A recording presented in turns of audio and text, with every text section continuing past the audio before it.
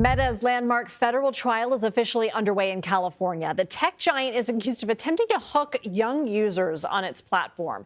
Several states are suing Meta for billions of dollars in damages. They claim the company knowingly harmed children's mental health, designed a platform that's addictive for kids, and traded young users' safety for profit.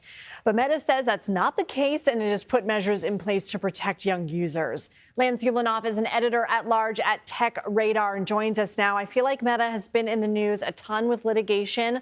Remind us a little bit more about this case, what sets it apart, and what happened in court today.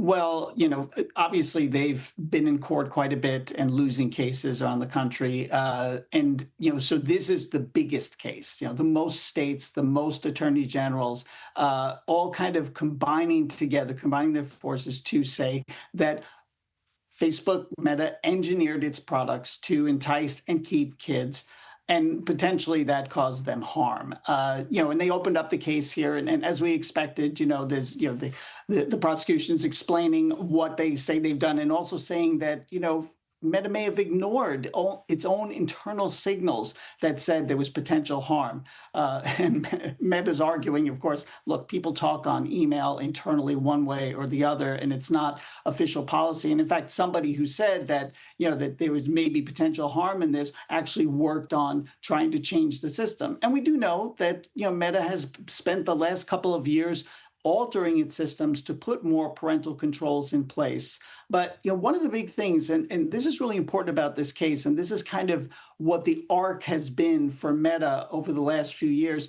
It used to be that prosecutors would try and prove that Meta was responsible for the content on its platforms, but there were protections in place for online companies, Section 230, which basically said that they weren't responsible for that. So they've shifted the argument to how they are built.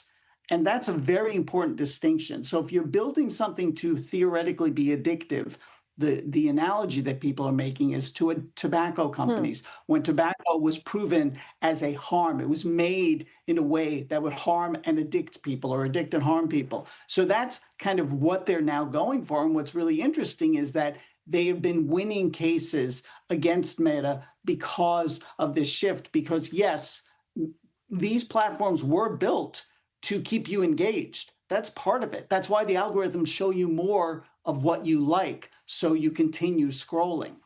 Your attention is the commodity, but what changes are states demanding if Meta loses? They want, the algorithms to change. They want strict policies for, people, younger people being on the services. And by the way, a lot of these changes are really, it's interesting because they kind of end up speaking about the entire online industry. That's not who was in this case, but that's really what it ultimately is about, because there aren't really good controls across all of these systems for ensuring that children are protected, or only children of a certain age, or teens of a certain age can log on. Only in the last couple of years have we seen that these companies have put in place protections and put in place ways of automatically detecting if someone is a child. In fact, Meta's put in AI to detect if someone appears to be an underage user, they will get shifted into a whole different system. They will be moved automatically. So all of these things are happening at the same time without true regulation. But if they lose this case, it is going to force a lot of vast changes, and it's also going to sort of launch a lot more lawsuits. We will be watching. Lance Ulanoff, thank you.